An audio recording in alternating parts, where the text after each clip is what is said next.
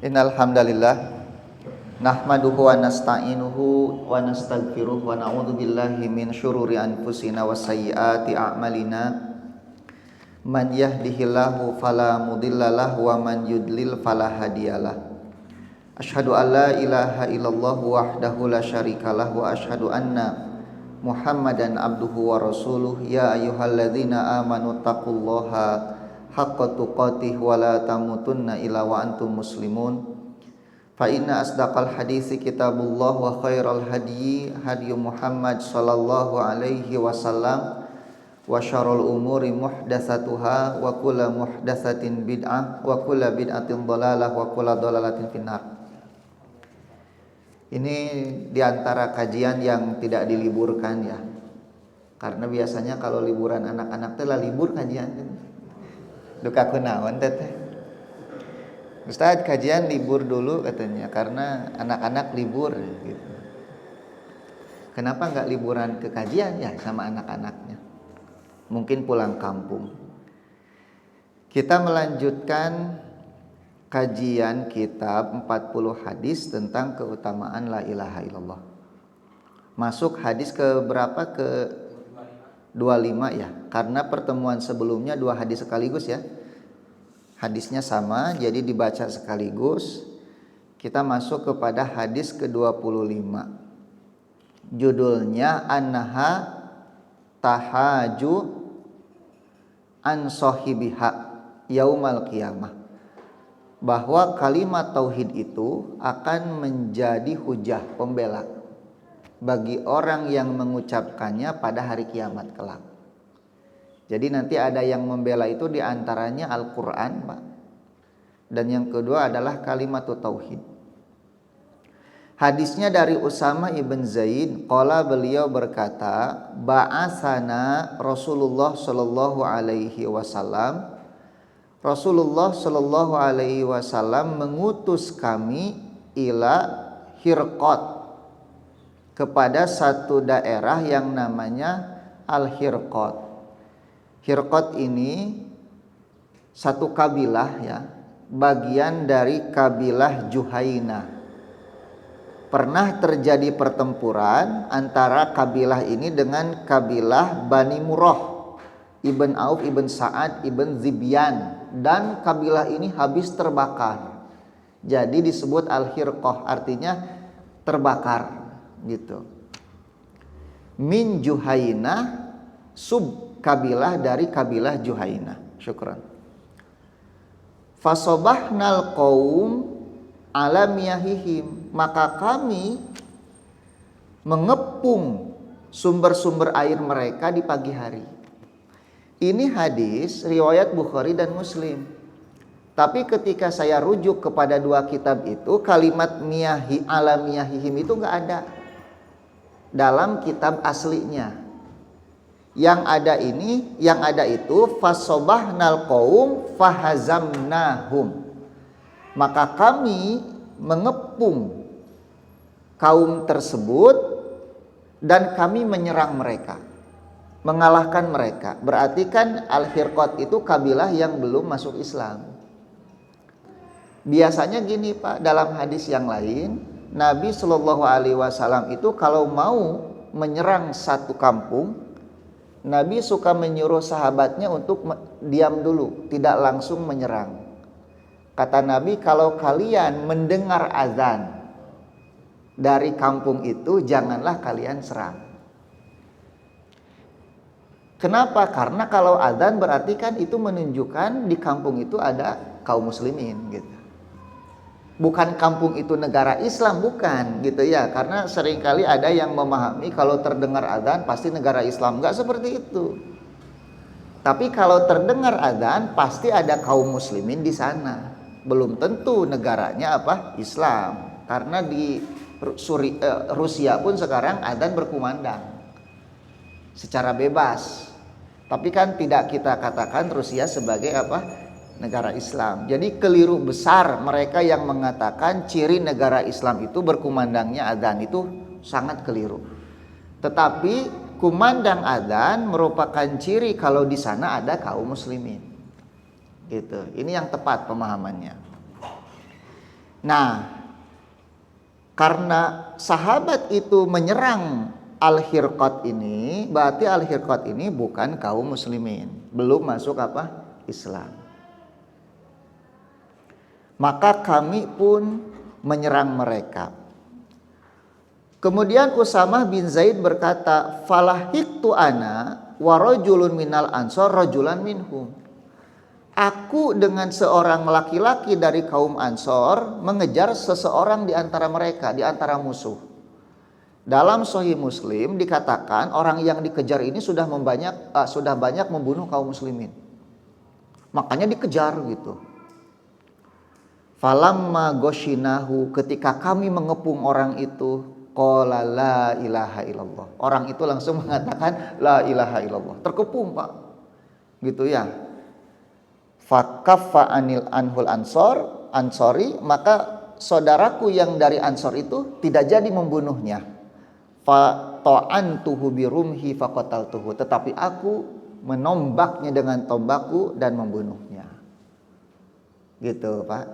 Jadi dia sudah mengatakan la ilaha illallah. Ari orang Ansor mah tidak jadi mau membunuh. Kenapa? Berarti dia menilai bahwa dia sudah muslim. Karena dalam riwayat yang lain kan dikatakan umirtu an uqatilan nasa hatta yashhadu alla ilaha illallah, kata Nabi. Aku diperintahkan untuk memerangi manusia sampai mereka mengucapkan la ilaha illallah. Artinya kalau sudah bersyahadat jangan diperangi. Nah, orang Ansor ini tahu hadis itu berarti kan? Dia ingat dengan sabda Nabi itu. Makanya ketika orang itu langsung mengatakan la ilaha illallah, terjadi, Pak. Gak jadi mau dibunuh. Tapi Usamah bin Zaid tombak gitu. Kok bisa seperti itu? Apakah Usamah lupa dengan hadis Nabi itu? Gitu ya. Nah, kemudian keduanya datang kepada Nabi. Qadimna balagodalika Rasulullah sallallahu alaihi wasallam. Kami pun kemudian datang kepada Nabi dan kami mengabarkan peristiwa itu kepada beliau. Faqala, maka Nabi berkata, ya Usamah, wahai Usamah, aqataltahu ba'da ma qala la ilaha illallah. Apakah engkau membunuhnya setelah dia mengatakan la ilaha illallah? Artinya Nabi tidak setuju dengan perbuatan Usamah itu. Kenapa? Kan tadi kata Nabi, aku diperintahkan memerangi manusia sampai mereka mengatakan la ilaha illallah. Kalau mereka mengatakan la ilaha illallah, kata Nabi, maka terpeliharalah dariku darah dan hartanya. Berarti Nabi konsisten dengan ucapannya itu. Nabi tidak lupa karena wahyu. Tapi Usamah kenapa tidak nurut gitu dengan perintah Nabi itu? Beda dengan orang Ansor tadi. Maka Usamah mengemukakan alasan innama qalaha muta'awwidan, ya Rasulullah, dia mengucapkan kalimat tauhid itu karena takut dengan tombakku. Berarti teu ikhlas, nah gitu cek Usamah teh. Gitunya, apal ti mana Usamah teu ikhlas? Pertanyaannya, dari mana Usamah tahu kalau orang ini mengucapkan la ilaha illallah itu bukan jujur dari hatinya, tapi sieun dipaehan we eta mah gitu tah, Pak. Cing, kira-kira tepat enggak ucapan Usamah ini? Bagi Nabi, selama orang itu sudah mengucapkan la ilaha illallah, sudah selesai. Urusan hati itu gak ada yang tahu. Makanya kita itu diperintahkan untuk menilai lahiriah seseorang. Ada orang munafik, ada, tapi kan munafik itu dalam hati, Pak. Artinya kita gak tahu siapa orang munafik itu. Walaupun terkadang akan muncullah sifat-sifatnya kelihatan gitu. Baru ketika sifat-sifatnya kelihatan, boleh kita menghukumi kan gitu. Ketika Abdullah bin Ubay bin Salul itu meninggal, Anaknya kan datang kepada Nabi. Anaknya muslim. Abdullah bin Ubay ini kan orang munafik, Rasul munafikin. Orang Madinah ketika itu banyak mengira Ubay ini muslim. Tapi bagi Umar bin Khattab enggak. Dia ini kafir munafik. Kenapa? Karena Umar melihat perilakunya. Mulai dari provokasi di perang Uhud kan. Dari 1000 tentara tersisa hanya 700 tentara saja. 300-nya pulang terprovokasi oleh Ubay bin Abdullah bin Salul itu. Yang kedua, ketika Aisyah tertinggal di perjalanan, kemudian tertidur di padang pasir, bertemu dengan Sofwan bin Mu'attal, seorang sahabat Nabi. Aisyah diantar masuk ke Madinah berdua, sebarkanlah Aisyah berzina. Kan ini orangnya ini. Fitnahnya itu. Makanya kalau orang Syiah menuduh Aisyah berzina teh lantaran Syiah mah turunan orang munafik Yahudi. Syiah itu Yahudi dulunya itu. Ajaran-ajarannya itu. Nah, dari situlah Umar melihat indikasi kalau Abdullah bin Ubay bin Salul itu orang munafik gitu. Makanya ketika Nabi mau menyolatkan, Umar tarik baju Nabi itu. Ya Rasulullah, tong disolatkeun. Itu orang munafik. Tapi Nabi tetap menyolatkannya. Gitu ya. Sampai Allah menurunkan larangan, janganlah kamu menyolatkan orang yang mati di antara mereka, dan jangan pernah berdiri di atas kuburnya mereka selamanya. Nabi kan nangis. Gitu ya, ditegur oleh Allah. Ternyata yang benar adalah Umar. Gitu. Jadi Nabi itu seringkali menilai orang itu dari lahiriah karena memang secara asal seperti itu. Dan sebetulnya untuk kasus Abdullah bin Ubay bin Salul ini Nabi punya pertimbangan lain. Apa pertimbangannya? Khawatir. Kan dulu Umar pernah, ya Rasulullah izinkan aku untuk menebas lehernya, kata Umar itu. Kata Nabi, jangan. Kenapa? Apakah kamu mau orang-orang Madinah mengira Nabi membunuh sahabatnya sendiri? Karena orang nggak tahu kalau dia itu munafik. Sampai Jalaluddin Rahmat itu menjadikan dalil ucapan Nabi ini hujah. Kalau di antara sahabat itu ada yang munafik, katanya gitu. Jadi tidak semua sahabat itu soleh, ada juga yang munafik. Padahal pada hakikatnya orang munafik itu tidak dianggap sahabat Nabi.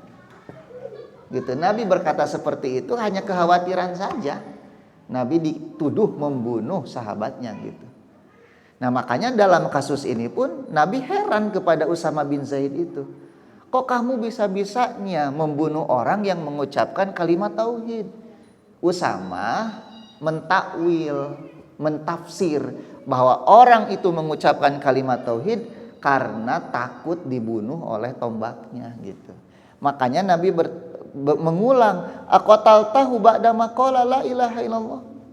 Nabi bertanya lagi, kamu membunuh orang yang mengucapkan la ilaha illallah, sampai Usama mengatakan famazala yukarriruha. Nabi terus mengulangnya hatta tamannaitu anni lam akun aslamtu qabla dzalikal yaum, sampai aku berharap aku belum masuk Islam sampai hari itu. Kenapa? Beliau berharap aku baru masuk Islam sehingga aku nggak ngerti apa-apa sama sekali gitu. Ini bentuk penyesalan, Pak. Bentuk penyesalan dari Usama bin Zaid. Nabi terus mengulang ucapannya itu. Nah, bet dipaihan gitu. Padahal dia teh mengucapkan la ilaha illallah. Berarti kan dia teh muslim gitu. Nah, bet maihan muslim gitu. Aduh, Gusti ini tuh Pak, ucapan Nabi nepikeun ka dirasa berat sekali oleh siapa? Oleh Usama, sampai beliau merasa, aduh mun urang teh can asup Islam gitu dah. Atau andai kata aku baru masuk Islam hari ini gitu, dalam kondisi tidak mengerti apa-apa. Nah, gitu Pak. Nah, ada beberapa pelajaran yang kita ambil dari sini. Pertama, kemudian Nabi berkata dalam riwayat yang lain, afala syaqaqta an qalbi, kenapa engkau tidak membelah saja dadanya, kata Nabi. Karena kan tadi Usamah mengatakan, Rasul dia mah mengucapkan la ilaha illallah teh karena takut dibunuh. Cek Nabi teh lamun kitu mah belah we dadana tuh. Apakah kamu tahu isi hatinya sampai kamu berkesimpulan seperti itu?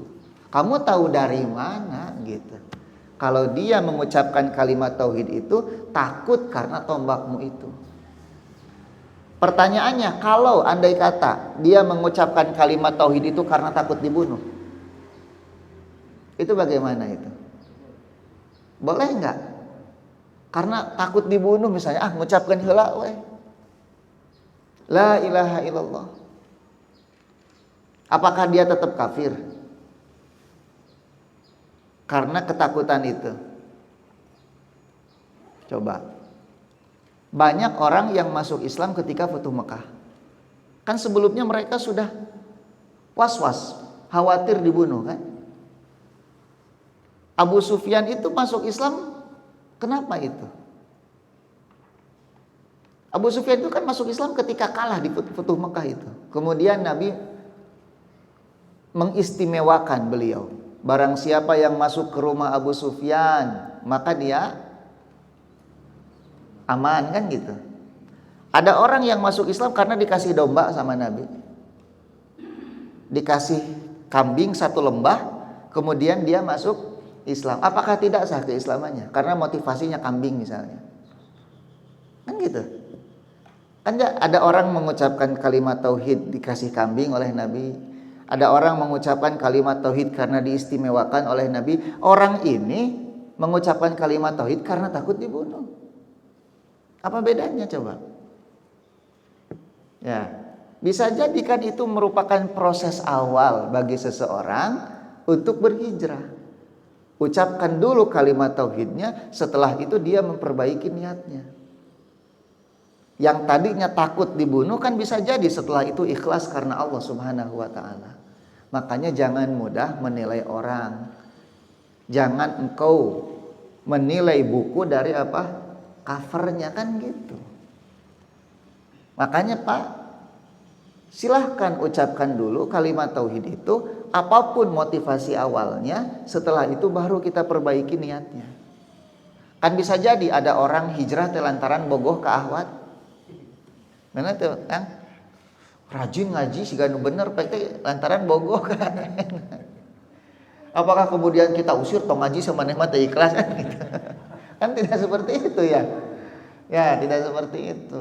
Nah, lihat bagaimana bijaksananya Nabi Shallallahu alaihi wasallam. Usamah dalam riwayat Muslim, Rasulullah si eta teh maehan loba pisan kaum muslimin gitu. Jadi keheul di heula. Emosi, mata paehannya sekalian gitu. Nah, ini jadi pelajaran, Pak. Di dalam riwayat yang lain, Pak, tadi kan Nabi bertanya, afala syaqaqta an qalbi. Dalam riwayat yang lain Nabi bertanya, Usamah berkata, ya Rasulullah istaghfirli. Kalau begitu ya Rasulullah, tolong istighfar kepada Allah untukku, mintakan ampun. Maka Nabi menjawab seperti ini, kaifa tasna'u, apa yang akan engkau perbuat wahai Usamah, bila ilaha illallah, dengan kalimat la ilaha illallah itu, idza ja'at yaumal qiyamah, kalau dia datang pada hari kiamat nanti. Cingrek kumahang kelamun panggih deui jeung kalimat eta. Gitu. Jadi ke Usamah teh bakal penak jeung kalimat eta teh Pak. Kalimat yang diucapkan oleh orang kafir tadi yang mengucapkan la ilaha illallah tapi tetap dibunuh. Cing Usamah, nanti apa yang akan engkau katakan kepada kalimat tauhid itu? Nah, dari sini Pak, dari kalimat Nabi ini, maka ada kesimpulan ulama bahwa kalimat tauhid itu akan datang pada hari kiamat menjadi pembela untuk mereka yang mengucapkannya. Pembela dari apa Pak? Dari api neraka. Gitu. Kira-kira orang yang dibunuh tadi masuk neraka atau masuk surga gitu. Berdasarkan kesimpulan hadis ini, orang yang mengucapkan la ilaha illallah karena takut dibunuh itu nanti masuk surga atau masuk neraka? Insya Allah masuk surga. Kenapa? Kan tadi dibela ku kalimat yang dia ucapkan. Berarti ini mah murni kesalahan siapa? Usama gitu. Beliau pertama suudzon kepada yang mengucapkan kalimat tauhidnya itu, sieun we eta mah dibunuh ku urang. Nu kadua emosi karena melihat teman-temannya meninggal dibunuh oleh orang itu. Maka Nabi bertanya, apa yang akan kamu lakukan kalau kamu bertemu dengan kalimat tauhid tadi? Nah dari situlah ambil kesimpulan para ulama, kalimat tauhid menjadi pembela bagi yang mengucapkannya pada hari kiamat. Artinya orang yang tadi yang mengucapkan kalimat tauhid ketika mau dibunuh itu akan dibela oleh kalimat tersebut, berarti kan masuk surga gitu. Inilah fadlu kalimatnya apa? Tauhid. Gitu. Nah kudu nama apa? Kalimat tauhid orang teh lebih hade tibatan orang tadi. Karena kita mengucapkan kalimat tauhid itu sukarela gitu. Karena keyakinan dari hati kita, sidqon min qulubina, kan gitu, jujur dari hati kita. Tinggal bagaimana kita memahami, memaknai dan mengamalkannya. Ngan ada beruntungnya orang ini teh Pak, sebelum mati syahadat heula gitu. Artinya kan kejahatannya, kesalahannya itu dihapus. Nah inilah orang yang gak punya amal tapi asup surga gitu. Ya orang gak punya amal masuk surga hanya dengan mengucapkan kalimat la ilaha illallah. Maka kita ingat dengan hadis bitokoh itu. Ya hadis bitokoh sebelumnya ada orang yang diperlihatkan catatan amalnya sejauh mata memandang semuanya adalah dosa. Sampai dia lupa pernah mengucapkan kebaikan, yaitu kalimat la ilaha illallah. Ketika ditimbang antara amal yang penuh dosa itu dengan la ilaha illallah, ternyata la ilaha illallah itu lebih berat. Nah bisa jadi meureun jelema eta teh ieu, jelema ieu teh nu ditimbang teh gitu. Kita mah enggak pernah tahu, atau mungkin yang lainnya. Nah, kemudian di antara hikmah hadis ini adalah wajibnya kita berhenti gitu ya, tidak melukai dalam peperangan ya, tidak melukai atau membunuh orang yang mengucapkan la ilaha illallah itu. Sesuai dengan hadis yang tadi bahwa aku diperintahkan memerangi orang sampai mereka mengatakan la ilaha illallah. Nah kalau begitu jihad itu tujuannya apa? Tujuannya adalah menegakkan kalimat tauhid itu. Jadi hadis ini dalil yang sangat jelas ya tentang jihad.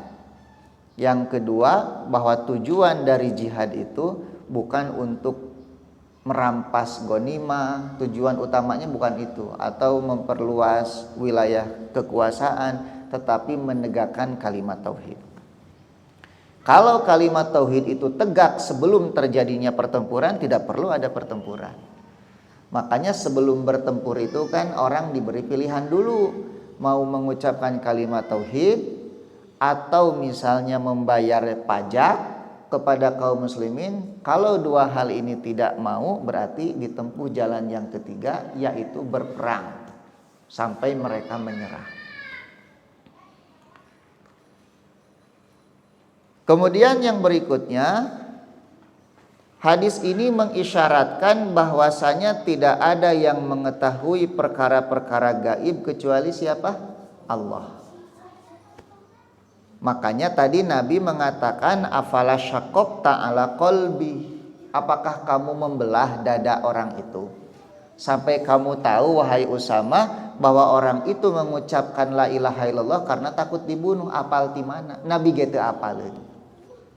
Ari Nabi tahu perkara gaib tidak? Tidak.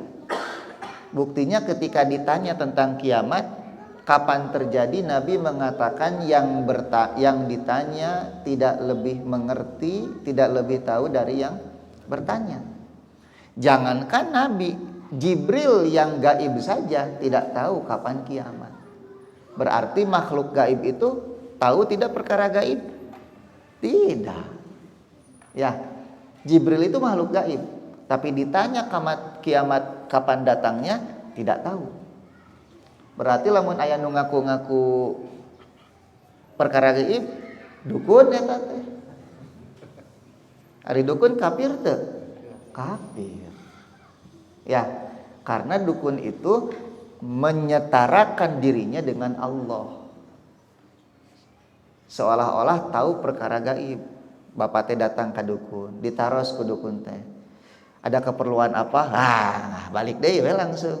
Ongko nyaho nu gaib tapi nanya keneh. Kan gitu. Kan kudu nanya geus ditanya ada keperluan apa teh urang teh geus kudu mikir kuduna mah gitunya. Nah, kieu dukun teh gitu. Kuduna ge urang datang teh geus apa keperluan orang teh gitu ya. Nah, ini menunjukkan kalau dukun itu semuanya palsu. Suka ada geningnya penangkapan dukun palsu. Emang aya nu asli gitu. Tapi memang dulu di zaman sebelum Nabi dilahirkan mah dukun teh paten gitu. Banyak. Kenapa? Karena kan dulu banyak yang mencuri berita. Jin itu mencuri berita dari langit disampaikan kepada dukun. Nah, setelah Nabi dilahirkan, pintu-pintu langit itu kan dijaga oleh panah-panah api. Sehingga si jin yang mencuri pun sulit. Apa yang disampaikan kepada para dukun itu kebohongan saja. Gitu ya. Jadi dukun ayeuna mah 88% bohong, 1% wadul. Jadi we 100% rahul gitu tah gitu. Ya, tong dipercaya. Jangan datang ke dukun, musyrik. Nah, jadi tidak ada yang mengetahui perkara gaib kecuali Allah. Nah, dari hadis ini ada kesimpulan juga bahwa kita diperintahkan untuk menghukumi amal itu secara lahirnya saja. Kalau ada orang misalnya ngaji, orang misalnya berjilbab, orang misalnya berhijrah, ya hukumi dengan yang nampak gitu. Kalau dia sudah bertobat gitu. Gak usah kita korek-korek nya gitu sih teh hijrah gitu. Hayang apal orang mah. Jadi we detektif hijrah orang teh. Meneliti setiap orang yang hijrah taubatnya benar atau enggak. Buat apa? Gak usah, cukup dia sholat, kemudian dia sudah mengaji gitu ya. Pergaulannya pun berubah, berarti dia ikhlas berhijrah insyaallah gitu. Tidak perlu lagi kita mengorek-ngorek isi hati orang. Kernaon cenah di jilbab, nu penting mah jilbab hati. Jilbab hati teh kumaha da teu katingal jilbab hati mah atuh. Juga wah nu dagang di Tokopedia na oge. Saya neangan di Tokopedia jilbab hati itu seperti apa, eueuh nu dagang gitu. Jangan sampai kemudian kita melihat orang yang berjilbab tapi masih melakukan keburukan, kita komentari jilbabnya, nggak usah. Karena jilbab itu bagian dari apa? Perintah syariat gitu. Urusan kemudian akhlaknya masih jelek, ya berarti masih ada PR yang harus diperbaiki. Minimal auratnya sudah ditutup, itu kan PR menutup aurat itu. Ya, jangan naon cenah diuk di majelis ilmu tapi masih kene galak kepada istri. Ya itu PR-nya berarti ada yang belum selesai dengan tugasnya gitu. Berarti kan duduk di majelis ilmunya sudah dapat pahala, tinggal memperbaiki akhlak kepada istrinya kan gitu. Namanya manusia mah tidak ada yang sempurna tuh. Yang sempurna mah cuma Nabi kita Muhammad sallallahu alaihi wasallam. Misalnya Bapak Ibu sekarang udah ngaji, emang setelah ngaji tara pasea di rumah gitu? Angger kan sok paseanya. Saruana ge pasea jeung istri kan gitu. Tapi kan setelah pasea bagaimana cara menyelesaikannya kan manusiawi gitu, manusiawi. Jadi jangan dianggap orang yang ngaji itu malaikat semua gitu. Lamun geus jadi malaikat mah teu kudu ngaji deui ya tuh. Nah, kita ngaji itu karena kita manusia yang selalu melakukan kesalahan, dosa. Ini teh salah satu cara memperbaiki diri, salah satu cara menggugurkan dosa. Kita duduk di sini teh bukan karena kita bersih, tidak. Ya.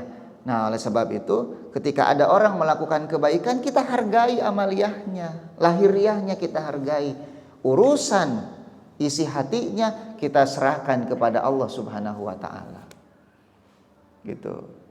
Makanya di sini dikatakan umirna bil hukmi ala zahiril a'mal, kita diperintahkan untuk menghukumi amaliyah yang lahir, wasarair yatawalah Allah, adapun urusan hati, urusan yang tidak nampak, kita pasrahkan kepada Allah Subhanahu wa taala. Makanya wahisabuhu ala Allah, kan gitu ya. Kata Nabi, barang siapa yang mengatakan la ilaha illallah, terpeliharalah dariku darah dan hartanya, wa hisabuhu 'alallah. Sedangkan hisabnya diserahkan kepada Allah Subhanahu wa taala. Kemudian di antara hikmah hadis ini tadi terpeliharanya darah dan harta orang yang mengucapkannya. Kemudian yang berikutnya udrul muta'awil, bahwa orang yang mentakwil itu mendapatkan uzur. Makanya Usama, Pak, orang yang membunuh muslim harusnya digimanakan, Pak? Dikisos, betul tidak? Tapi Usama dikisos tidak di sini? Tidak. Kenapa? Karena Usama ketika itu mentakwil. Ya, mentakwil, tidak sengaja membunuh apa? Seorang muslim. Usama masih menganggap dia kafir gitu. Karena Usama menganggap syahadatnya tidak sah. Kenapa tidak sah? Teu ikhlas kan gitu. Sieun kukuring di paehan. Akhirnya Usama membunuh orang itu. Berarti Usama melakukan takwil di situ. Karena Usama melakukan takwil, maka Nabi tidak menghukum Usama dengan kisos. Berarti takwil itu menjadi uzur. Makanya kenapa banyak orang yang mentakwil asma wa sifat tapi tidak dikafirkan, kan? Seperti misalnya Mu'tazilah mengingkari sifat-sifat Allah, tapi tidak serta-merta dikafirkan karena mereka terjebak dengan apa? Takwil. Termasuk misalnya orang-orang Asy'ari yang banyak mentakwil sifat-sifat Allah. Kenapa tidak dikafirkan? Karena takwil gitu. Jadi takwil itu diantara uzur yang menghalangi seseorang untuk dikafirkan atau untuk dikisos. Karena untuk menegakkan kisos itu tidak boleh ada syubhat. Kalau ada syubhat, maka tidak boleh kisos, tidak boleh hudud. Ada hadis yang mengatakan kaidah ya, tudra'u al-hudud bisyubhat. Ini kaidah bahwa hudud itu harus dihentikan atau harus disingkirkan ketika ada syubhat. Maka hudud dan kisos itu hanya bisa dikerjakan ketika urusannya betul-betul jelas, gitu ya, di pengadilan, tidak ada syubhat. Kemudian di antara hikmahnya ini adalah bolehnya dalam jihad menyerang musuh, gitu ya. Jadi jihad itu ada dua, Pak. Ada jihad defensif, ada jihad ofensif. Ofensif itu umat Islam yang menyerang, kalau defensif itu bertahan di dalam negerinya. Nah, nanti yang ofensif itu hukumnya fardu kifayah. Tidak semua orang harus pergi berjihad. Tapi kalau defensif fardu ain. Setiap orang yang ada di negeri itu wajib berjihad. Kalau Indonesia diserang misalnya ku orang-orang kafir, ku Yahudi, maka kita semua wajib untuk berjihad. Gitu. Tapi kalau misalnya menyerang Yahudi, nah itu mah fardu kifayah. Hanya mereka yang ditunjuk oleh para a'immah, oleh pemerintah, oleh pemimpin. Misalnya Pak Prabowo, misalnya Kang Dika ke Palestina. Nah, jihad wajib itu teh. Tekenging, aduh Pak, ini abdi gaduh murang kali alit kene, nggak boleh, nggak berlaku itu ya. Istri nambah hiji, Pak, komo eta mah tidak menjadi halangan. Orang yang ditunjuk oleh pemimpin untuk pergi jihad, maka fardu ain baginya berjihad.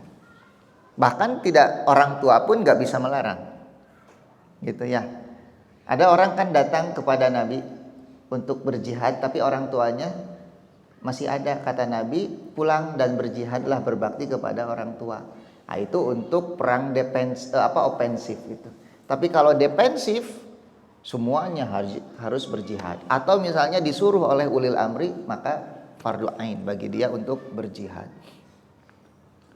Kemudian ini nih, bayan anal jihad, penjelasan dalam hadis ini bahwa jihad wasilah, merupakan wasilah litahqiq al-istijabah li hadhil kalimat, untuk merealisasikan kalimat tauhid di berbagai negeri itu, supaya orang masuk ke dalam Islam gitu ya. Wallahu a'lam bishawab. Nah, satu hadis ada pertanyaan, silahkan kalau ada yang tanyakan dulu ya, mangga. Waalaikumsalam.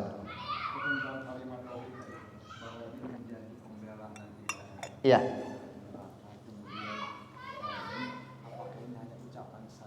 Iya. Iya. Iya. Iya. Sebetulnya secara asal kan ada yang dimaksud dengan tahqiqut tauhid. Tahqiqut tauhid itu artinya dia merealisasikan konsekuensi dari kalimat itu. Artinya ketika dia mengucapkan kalimat tauhid, ada kewajiban-kewajiban lain yang harus dia tunaikan. Di antaranya melaksanakan sholat 5 waktu, saum di bulan Ramadan, zakat kalau sudah punya nisab, naik haji kalau mampu. Itu kan realisasi dari syahadat itu. Kalau orang bersyahadat kemudian dia tidak beramal, tidak sah syahadatnya, kafir dia. Tarkul amal itu tarkul amal bil kulliyah itu kufrun, kata para ulama. Meninggalkan amal secara keseluruhan merupakan kekafiran. Nah, tapi dalam kasus ini beda kasusnya. Karena dia setelah mengucapkan la ilaha illallah langsung meninggal. Gitu, tidak diberi kesempatan untuk merealisasikan kalimat tauhidnya. Maka orang ini spesial, Pak. Ucapan kalimat tauhid kemudian dibunuh, berarti kan dosanya dihapus tuh. Dia kembali kepada Allah dalam kondisi bersih, tidak ada dosa sama sekali. Maka dibela oleh kalimat tauhid ini, karena tidak ada kesempatan bagi dia untuk beramal. Tapi bagi mereka yang diberi kesempatan beramal tapi tidak beramal, maka kalimat tauhid itu tidak bisa menjadi pembela bagi dirinya di hari kiamat nanti. Gitu ya. Wallahu a'lam bishawab. Ada lagi yang ditanyakan? Mangga Pak. Ya.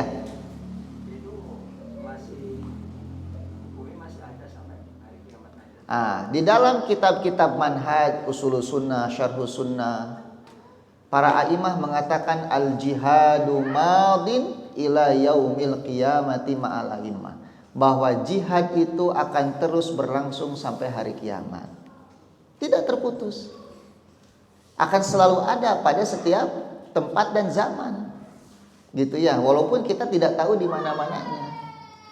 Nah, mungkin zaman sekarang adalah apa yang terjadi di mana? Di Palestina.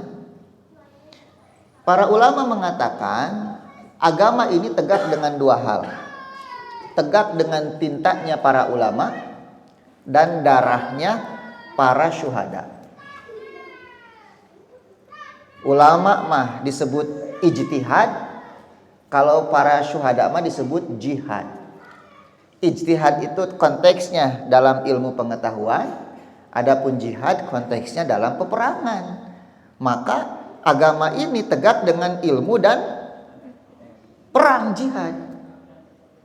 Nah, untuk konteks ilmu kan selalu ada di setiap zaman. Para ulama selalu ada setiap zaman, maka para mujahid pun akan selalu ada di setiap zaman. Makanya para ulama di antaranya Imam Ahmad mengatakan al-jihadu madin ila yaumil qiyamah, bahwa jihad itu akan selalu ada sampai hari kiamat nanti. Maka ketika mujtahid itu selalu ada setiap zaman, para mujahid pun akan selalu ada di setiap zaman. Karena hanya dua ini yang menjadi penyokong tegaknya agama ini, gitu. Selalu ada eksis agama ini. Nah, kalau sekarang mujahidnya dikatakan khawarij, itu khawarij, ini khawarij, atau siapa mujahidnya di zaman sekarang? Apakah dia yang ngomong-ngomong Khawarij itu, yang kerjaannya duduk di belakang meja tiap hari makan nasi kebuli dengan seruput kopi gitu? Ya. Jadi mujahid itu ada sampai, makanya lihat, kita mungkin nggak pernah tahu Jenderal Khattab misalnya, Chechnya berperang melawan Rusia dulu. Itu kan fatwa para ulama mengatakan beliau ini seorang mujahid. Walaupun ayeuna Chechnya dan berada di bawah Rusia, Federasi Rusia. Padahal dulu habis-habisan berdarah-darah itu Jenderal Khattab dengan tentaranya itu untuk membebaskan Chechnya dari Rusia itu, sehingga menjadi negara mandiri terpisah. Ternyata faktanya presiden yang sekarang itu siapa itu? Kadyrov ya, malah berada di bawah Federasi Rusia. Ya, tapi tidak ada yang sia-sia sebetulnya di sisi Allah itu ya. Pasti ada pahalanya kalau di sisi Allah itu. Nah, jadi yang namanya, makanya Imam Ghazali dalam kitab Al-Wajiz mengatakan apa? Al-jihad wajibun alal aqal marratan fis sanah, kata beliau. Jihad itu wajib minimal sekali setiap satu kali dalam 1 tahun. Gitu. Jadi tiap tahun itu harusnya kaum muslimin itu ada ada jihad. Nah, di kita mah ada kumaha praktek nanya. Di kita mah kan aman. Tapi jangan berharap Indonesia menjadi medan tempur, enggak boleh. Nabi mengatakan ketika Nabi mengirim bala tentaranya, Nabi mengatakan la tatamannau liqa al-adu, kata Nabi. Janganlah kalian berharap berjumpa dengan musuh. Was'alullahal afiyah, mintalah kebaikan kepada Allah. Wa idza laqitumuhum fasbiru, tapi kalau ketemu musuh bersabarlah, jangan lari. Nah, jadi enggak boleh ya Allah jadikanlah Indonesia medan tempur seperti Palestina agar kami syahid, jangan, enggak boleh gitu ya. Tapi kalau suatu saat Indonesia diserang oleh Israel, Yahudi, ya kita wajib berjihad. Dan kalau sudah berhadapan tidak boleh lari. Kenapa? Di antara dosa besar itu tawalli yauma zahfi, lari ketika perang berkecamuk, kecuali untuk menyusun siasat yang baru, itu dibolehkan. Nah, sekarang lamun terjadi jihad di Indonesia, siap itu Bapak? Lah, lompat karek 10 meter ke saheo gitunya. Gitu. Kang Dika mun diudag ku Israel kumaha? Udah deui kayaknya, udah deui. Kapaksanya atau tapi kan kapaksa ge kudu siap jeung yeuna atuh. Mata olahragana ulah futsal hungkul gitu nya banyak. Ini olahragana futsal, emang rek di sliding Israel teh. Ya, nya kudu nembak memanah, ayeuna mah angkat beban kan teh ngarasa kali neunggeul cebrod kan gitu. Nah, kudu nu kitu olahraga teh kudu bela diri ayeuna mah. Ada lagi yang ditanyakan? Ya bisa dipahami ya. Itu hadisnya lumayan panjang. Hadis yang ke-26 dari Ibnu Al-Musayyab dari ayahnya. Qala, Ibnu Al-Musayyab itu Sa'id ya, Sa'id bin Musayyab ya.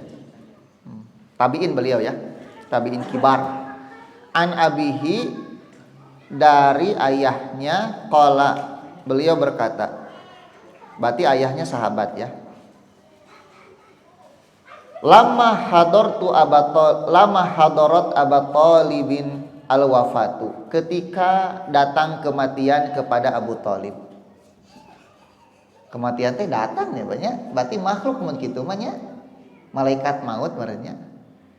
Ketika kematian datang kepada Abu Thalib, jaa Rasulullah sallallahu alaihi wasallam, maka Rasulullah sallallahu alaihi wasallam mendatang. Abu Thalib itu wafat di Amul Huzni. Jadi ada 1 tahun disebut Amul Huzni, tahun kesedihan. Kenapa disebut tahun kesedihan? Karena ketika itu Rasulullah diboikot, Pak. Di satu lembah. Tidak boleh bermuamalah, berjual beli, gitu ya. Nah, di tahun ini ada 2 orang penyokong dakwah beliau meninggal dunia. Yang pertama istri beliau Khadijah sebagai penyokong dana dakwah dan penyokong ini Pak, kebutuhan psikologis beliau. Setiap kesedihan itu kan diadukannya itu kepada istrinya. Bapak lamun kersedih ngaduna ka saha? Di Facebook sih kan teh. Sosial media. Cenah status WA orang begitunya. Kalau Rasulullah itu mengadukan kesedihan itu kepada istrinya. Ketika beliau merasa takut karena bertemu dengan Jibril di Gua Hira, beliau turun itu kan melewati rumah Abu Bakar, melewati rumah Abu Thalib, tapi nggak masuk. Yang dituju itu ya rumah Khadijah saja. Karena beliau tahu bahwa dari istrinya ini beliau mendapatkan kekuatan batin gitu. Jadi penyokong batin Rasulullah, penyokong dana dakwah Rasulullah itu Khadijah. Maka Khadijah mah tidak pernah tergantikan. Sampai wafatnya pun selalu disebut-sebut. Aisyah nepikeun kacemburu atuh. Geus maot bari jeung nini-nini sunah hayo we disebut. Kan marah Nabi juga kan. Kamu tahu enggak ketika tidak ada orang yang masuk Islam, beliau yang pertama kali masuk Islam. Ketika orang tidak mau membantu aku berdakwah, dengan hartanya beliau yang membantuku dalam dakwah. Jadi tidak tergantikan. Makanya Nabi tidak pernah terpikir untuk menikah lagi ketika Khadijah istri itu. Kenapa ya? Karena satu Khadijah ini bisa menduduki berapa istri gitu. Kan istri-istri zaman sekarang mah tidak mau dimadu, ingin seperti Khadijah. Tuh jauh ya jika Khadijah mah. Ya, jauh atuh. Nabi itu merasa cukup dengan Khadijah, Pak. Kenapa? Karena memang satu Khadijah bisa menggantikan beberapa istri itu. Tidak perlu lagi kepada istri yang lain. Tapi setelah Khadijah wafat, Nabi nikah sampai berapa? 9 istrinya itu. Ya, makanya tidak ada yang menggantikan Khadijah. Nah, jadi kalau ibu ingin tidak dimadu, ya berusahalah seperti Khadijah. Ngan bapakna oge kudu siga Muhammad gitu tah. Aya we nungtut ka istri kudu siga Khadijah, hari bapak siga Petruk atau kumaha. Ya. Nah, jadi kudu saimbang sagalana oge. Nah, kemudian penyokong di antara penyokong dakwah Nabi itu ya dalam diplomasi siapa? Pamannya Abu Thalib. Yang berdiplomasi kepada orang-orang kafir itu, melindungi beliau dari orang-orang kafir Abu Thalib. Karena Abu Thalib itu walaupun miskin, beliau punya punya kehormatan. Gitu ya, di kalangan orang-orang kafir Quraisy. Meninggal, Pak. Sudah diboikot, 2 orang terkasihnya meninggal, maka disebutlah Amul Huzni. Tahun kesedihan, dan di tahun itulah Nabi kemudian di Isra Mi'rajkan itu. Isra Mi'raj itu diantaranya salah satu penghibur kesedihan Nabi Shallallahu Alaihi Wasallam. Diangkat kaluhur Pak, ku Allah Subhanahu Wa Taala untuk menerima perintah sholat. Makanya kaum muslimin itu kalau sedih sholat, gitu ya. Kalau sedih teh sholat. Sampai Nabi mengatakan ya Bilal arihni bis sholat, wahai Bilal istirahatkan aku dengan sholat. Nabi itu kalau sedih sholat, karena ketika Isra Mi'raj Nabi dalam kondisi sedih. Sampai Nabi mengatakan as-sholatu mi'rajul mu'min, kata Nabi. Sholat itu adalah mi'rajnya orang-orang yang beriman. Nah, kemudian Rasulullah datang untuk menengok Abu Thalib yang sedang sakaratul maut.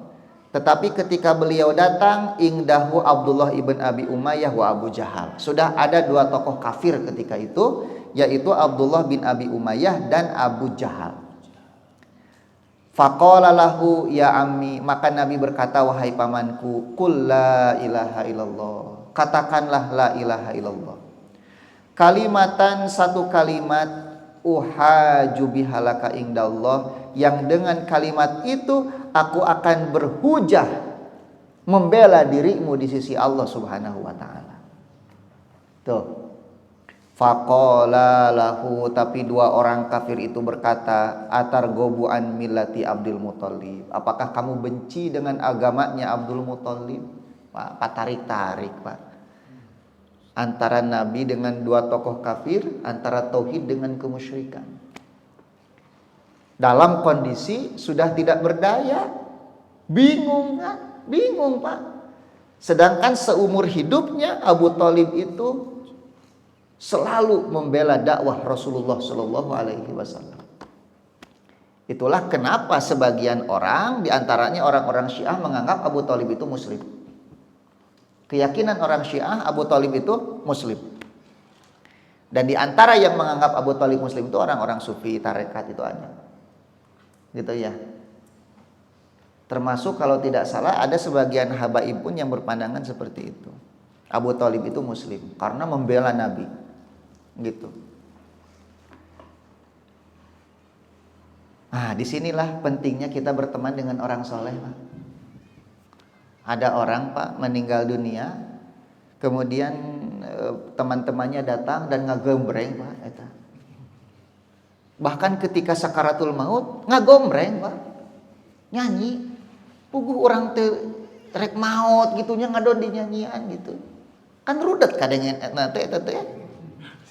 Di satu sisi sakaratul maut, di sisi iya gombrang-gombreng gandeng wae, lain ditalkinan Pak. Bahkan sampai ada yang temannya itu membawa bir arak, kemudian disiramkan di atas kuburannya itu, sampai ketemu kembali di neraka cenah gitu Pak. Nauzubillah. Matak neangan batur teh sing bener gitu. Ya, tong sagawayah cari teman teh. Ini lihat bagaimana pengaruhnya orang dekat itu. Apakah kamu membenci agama Abdul Muthalib? Fa'ada Nabi sallallahu alaihi wasallam, maka Nabi mengulang kembali ucapannya. Fa'ada, maka kedua orang itu pun kembali mengulang ucapannya seperti itu terus. Fakana akhiru maqal, maka ucapan terakhirnya adalah huwa ala millati Abdul Muthalib. Abu Thalib meninggal di atas agama Abdul Muthalib. Jadi tidak mengucapkan kalimat la ilaha illallah. Maka wa aba an yaqula la ilaha illallah, beliau menolak mengatakan la ilaha illallah. Faqala Nabi sallallahu alaihi wasallam, la astaghfiranna laka malam unha anka. Aku demi Allah, aku akan beristighfar untukmu wahai paman, selama aku tidak dilarang oleh Allah Subhanahu wa taala. Jadi Nabi mendoakan, beristighfar untuk siapa? Untuk pamannya. Fa anzalallah, maka Allah menurunkan satu surat At-Taubah 113. Allah menurunkan ayat surat At-Taubah 113, bunyinya seperti ini. Maka nali nabiyyin, tidak pantas bagi seorang nabi, walladzina amanu, dan orang-orang yang beriman, an yastaghfiru lil musyrikin, beristighfar untuk orang-orang musyrik. Jadi enggak boleh kita beristighfar untuk orang musyrik. Semoga kemusyrikannya diampuni oleh Allah. Sudah meninggal enggak boleh. Tapi ketika hidup boleh didoakan supaya mendapatkan apa? Hidayah. Ya. Walau kanu uli kurba, walaupun mereka adalah saudara dekat, mimba dima tabayyana lahum, setelah jelas bagi mereka annahum ashabul jahim, bahwa dia itu penghuni neraka. Kemudian Allah pun menurunkan surat Al-Qasas ayat 56. Ayat 56 apa? Innaka, sesungguhnya engkau Muhammad, la tahdi, tidak bisa memberi hidayah, man ahbabta, kepada orang yang engkau cintai. Walakinnallaha, akan tetapi Allah, yahdi may yasha, memberikan hidayah kepada yang ia kehendaki, wa huwa a'lamu bil muhtadin, dan Allah Maha tahu siapa saja orang-orang yang mendapatkan apa? Petunjuk itu. Hikmah yang pertama Pak, sama ya, bahwa kalimat tauhid itu akan menjadi hujah pada hari kiamat. Yang kedua, annahu laisa bainallah wa baina khalqihi nasab, bahwa Allah itu tidak punya hubungan nasab dengan makhluknya. Allah tidak punya hubungan nasab dengan makhluknya. Buktinya apa? Abu Thalib itu ahli neraka walaupun beliau adalah paman Nabi Shallallahu Alaihi Wasallam. Jadi nggak ada nepotisme. Kan bedanya, bapaknya dulu presiden, anaknya jadi wakil. Lah itu kan karena nasab itu. Ya? Itu karena nasab itu. Nu ngangkatna emangna sorangan kan gitu. Anu yeuna. Tapi walaupun pamannya Nabi enggak ada keistimewaan selama dia tidak mengatakan apa? La ilaha illallah. Enggak ada kaitan nasab bagi Allah itu. Bagi Allah itu muslim atau kafir gitu. Makanya ikatan nasab dengan ikatan keislaman itu mana yang lebih kuat? Keislaman. Saya dengan Kang Dika punya ikatan Islam. Andai kata nauzubillah misalnya orang tua saya kafir, maka ikatan saya dengan Kang Dika itu lebih kuat daripada ikatan saya dengan orang tua saya yang kafir. Walaupun tetap diperintahkan untuk berbuat baik selama mereka hidup, kan gitu. Tapi ikatan nasab dalam Islam, ikatan Islam dalam Islam lebih kuat. Makanya kadang kita menemukan dalam sejarah sahabat Nabi ada anak dengan orang tuanya berperang di jihad, di medan jihad, bertempur saling bunuh. Gitu. Ya, sampai seorang anak meminta izin kepada Nabi untuk membunuh ayahnya sendiri supaya tidak dibunuh oleh orang lain. Ya Rasulullah, izinkan aku untuk membunuhnya sendiri. Bisi lamun dibunuh ku batur mah urang dendam kana ngabunuhna gitu. Makanya meminta kepada Nabi untuk membunuh ayahnya sendiri.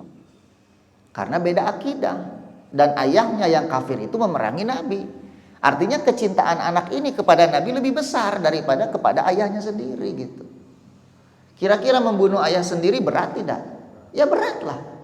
Tapi kecintaannya kepada Nabi lebih besar. Makanya tidak ada ikatan nasab antara Allah dengan siapapun. Hatta itu paman Nabi Shallallahu Alaihi Wasallam. Lalu bagaimana kita mengatakan Allah punya anak gitu ya? Nah, kemudian yang berikutnya, nih pengaruh julasa isu, teman-teman yang jelek. Ini pengaruhnya sangat besar ini. Fakana min asbab siddi Abi Thalib, di antara penyebab terhalangnya Abu Thalib an yatalafat bi kalimati tauhid, untuk mengucapkan kalimat tauhid. Haula'il musyrikun adalah mereka yang musyrik alladzina kanu indahu, yang dulunya adalah temannya. Jadi dua orang ini teman dekatnya siapa?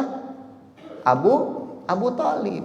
Teman dekatnya Abu Thalib, Abu Jahal dengan siapa tadi teh? Abdullah ibn Abi Umayyah.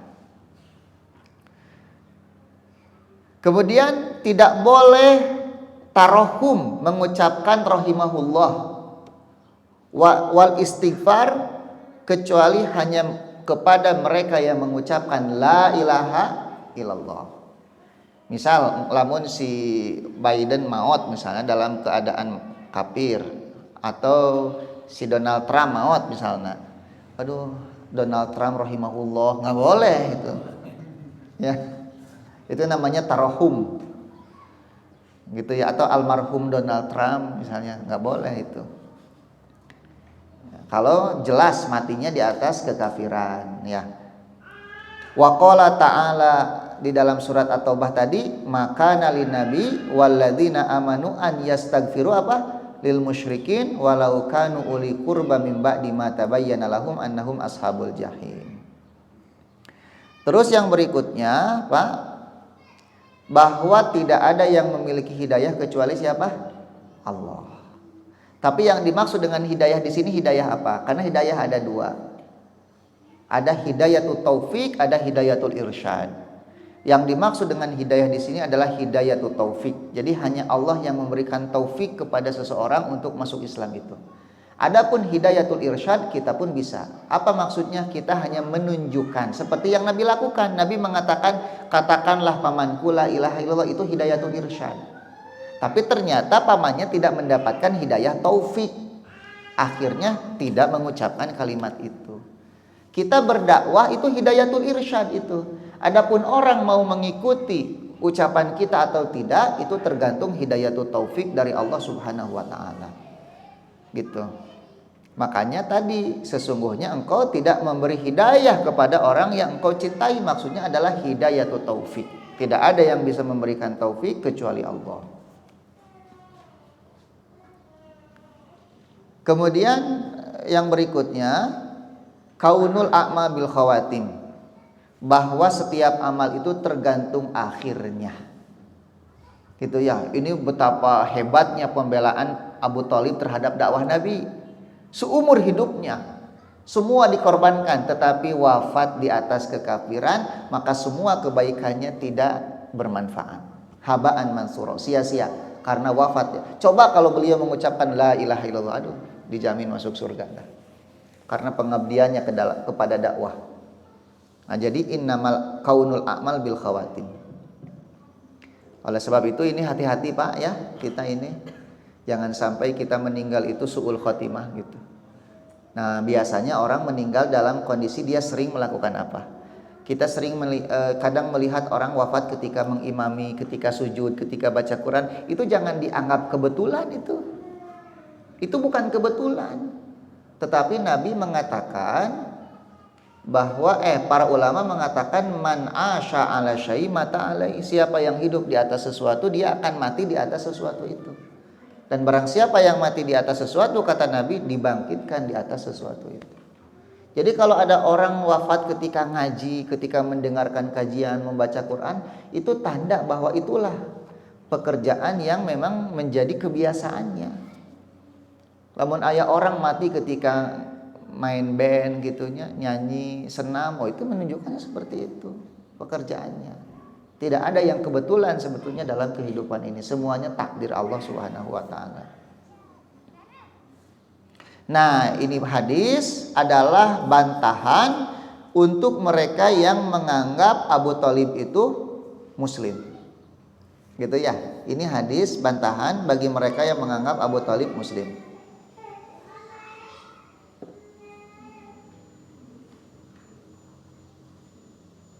Kemudian ini yang terakhir nih, bahwa Abu Jahal dan keroncok-keroncoknya itu sangat paham dengan maksud dari kalimat la ilaha illallah itu. Gitu ya. Makanya melarang, makanya memusuhi Nabi. Kalau Nabi mengatakan Allahu ilah, kira-kira Nabi diperangi tidak? Allah itu Tuhan. Itu orang kafir Quraisy memerangi Nabi mual. Kenapa? Karena mereka pun tahu Allah itu Tuhan. Mereka memerangi Nabi karena Nabi mengatakan la ilaha illallah. Tidak ada Tuhan kecuali Allah. Kalau orang mengatakan Allah itu Tuhan, itu belum masuk Islam, Pak. Karena dia belum menafikan sesembahan selain Allah. Tapi kalau orang mengatakan la ilaha illallah, baru masuk Islam. Karena dia selain menetapkan Allah Tuhan, dia menafikan sesembahan selain Allah. Nah, itulah muslim. Gitu. Seperti saya minum kopi. Saya minum air putih enggak? Minum. Ya, cuma kopi di antara yang saya minum. Tapi kalau saya mengatakan hanya air kopi yang saya minum, berarti saya tidak minum air putih gitu. Kopi weh bungkul. Nah, oleh sebab itu, kenapa orang-orang musyrik memerangi Nabi? Karena mereka paham dengan konsekuensi la ilaha illallah. Berarti 360 patung yang ada di Ka'bah itu kudu dibabatkan gitu. Kalau Allahu ilah, tidak perlu dibabat. Biarkan saja. Tapi Allah adalah ilah yang paling besar. Karena la ilaha illallah, maka konsekuensinya ilah-ilah selain Allah itu hancurkan. Nah, itulah diperangi makanya Nabi Shallallahu Alaihi Wasallam.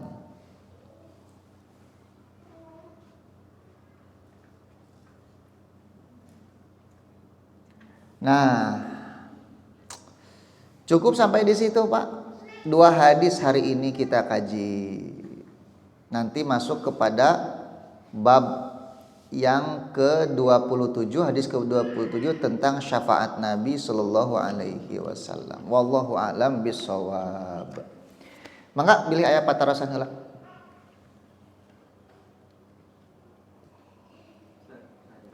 Mangga, Pak. Abu Thalib itu meninggal dalam keadaan kafir. Ya. Kalau mengenai kedua orang tua Rasul, Iya. ada berpendapat. Iya. Masa vakum itu. Iya.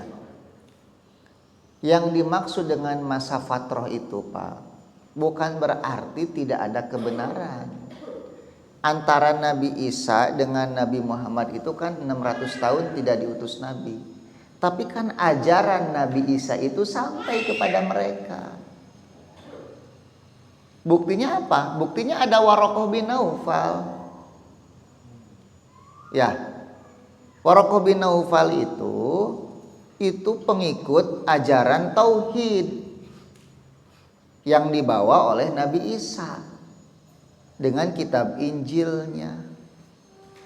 Dan Bapak harus tahu, untuk orang Arab itu antara Nabi Ibrahim itu kan setelah Nabi Ibrahim wafat itu mereka berada di atas ketauhidan. Beda dengan Bani Israel. Kalau Bani Israel itu kan banyak yang musyrik, kufur kepada Allah. Tapi kalau orang Arab tidak. Turunan Ismail kan dari Ibrahim itu ada Ishak, ada Ismail. Nah dari Ishak ini banyak nabi. Kenapa? Karena turunan Ishak itu banyak yang melenceng dari tauhid. Makanya diutuslah banyak nabi kepada Bani Israel. Tapi dari kalangan Arab setelah Ismail itu nggak ada lagi nabi. Kecuali nabi kita apa? Muhammad. Kenapa? Karena mereka ribuan tahun berada di atas tauhid. Sampai datanglah seseorang yang membawa berhala dari Suriah, dari Syam. Siapa namanya itu?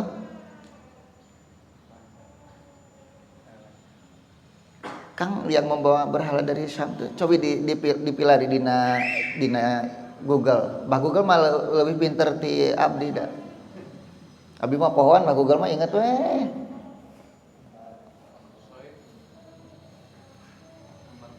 Amr bin Luhai. Jadi selama ribuan tahun itu berada di atas tauhid turunan Ismail itu, sampai datangnya Amr bin Luhai. Amr bin Luhai itu dia datang dari Syam. Melihat, jadi orang situ, orang Mekah, dia pergi ke Syam untuk berobat kalau tidak salah. Di Syam dia melihat ada orang yang menyembah berhala. Nah, kemudian dia datang ke berhala itu, setan menyembuhkan penyakitnya, maka dibawalah berhala itu masuk ke Mekah, ke Jazirah Mekah. Dari situlah mulai muncul kemusyrikan kembali. Makanya Nabi mengatakan, aku melihat Amr bin Luhai sedang menarik-narik ususnya di dalam neraka, kata Nabi. Karena dia yang pertama kali memasukkan lagi patung gitu, berhala. Nah, tetapi sisa-sisa agama tauhid itu tetap ada di situ itu. Di antaranya adalah adanya Waraqah bin Naufal. Dan orang tahu Waraqah bin Naufal itu bertauhid kepada Allah. Gitu dengan kitab Injilnya. Itulah kenapa ayah dan ibunya Nabi itu tetap masuk ke neraka. Jadi zaman fatrahnya itu bukan zaman fatrah yang sama sekali tidak ada informasi. Makanya wala in sa'altahum man khalaqas samawati wal arda la yaquluna Allah, kan gitu. Wahai Muhammad, kalau kalian bertanya kepada orang-orang musyrik itu, siapa yang menciptakan langit dan bumi? Mereka akan mengatakan Allah. Gitu. Jadi mereka tuh tahu ya tentang ajaran ketauhidan, tetapi mereka lebih memilih kemusyrikan. Bahkan mereka mengatakan mana buduhum illa liyuqarribuna ilallahi zulfa. Tidaklah kami menyembah berhala itu kecuali agar berhala itu mendekatkan kami kepada siapa? Kepada Allah. Jadi bukan blank sama sekali, tidak ada informasi. Gitu ya. Ini yang harus kita pahami. Kan sering orang-orang itu mengatakannya, kayak orang-orang Syiah, Habib-habib itu mengatakan kalau ibu Nabi, ayah Nabi itu Muslim. Makanya ketika Nabi melewati kuburan ibunya kan, Nabi berhenti. Kemudian Nabi menangis. ditanya oleh siapa? Oleh sahabatnya, kenapa engkau menangis ya Rasulullah? Aku meminta kepada Allah, memohon ampun untuk ibuku, tapi Allah melarangku. Tapi kemudian aku meminta izin untuk menziarahi kuburnya dan Allah mengizinkanku. Jadi boleh berziarah kepada orang tua yang non muslim, tapi tidak boleh memintakan apa? Ampun, berdasarkan ayat ini kan, istighfar tadi. Kalau ibu beliau itu muslimah, kenapa dilarang beristighfar? Gitu. Ya, itu kan jelas hadisnya, riwayat Muslim kan. Nah, gitu ya. Ya, riwayat Bukhari Muslim ini jelas sekali. Kok bisa-bisanya dibantah gitu. Nah, silahkan bantah dulu. Ini kan hadisnya sahih. Gitu ya. Nah, itu syubhatnya, Pak. Syubhat mereka yang mengatakan bahwa ayah dan ibu Nabi itu muslim. Wallahu a'lam bishawab.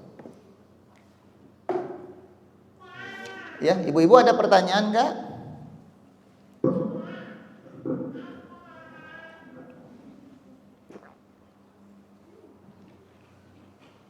Enggak ada? Enggak ada. Udah pinter semua berarti. Kita cukupkan sampai di sini ya. Mudah-mudahan kajian kita diridhoi oleh Allah. Allah mengampuni kesalahan dan kekeliruan kita. Subhanakallahumma bihamdika asyhadu an la ilaha illa anta astaghfiruka wa atubu ilaik. Assalamualaikum warahmatullahi wabarakatuh.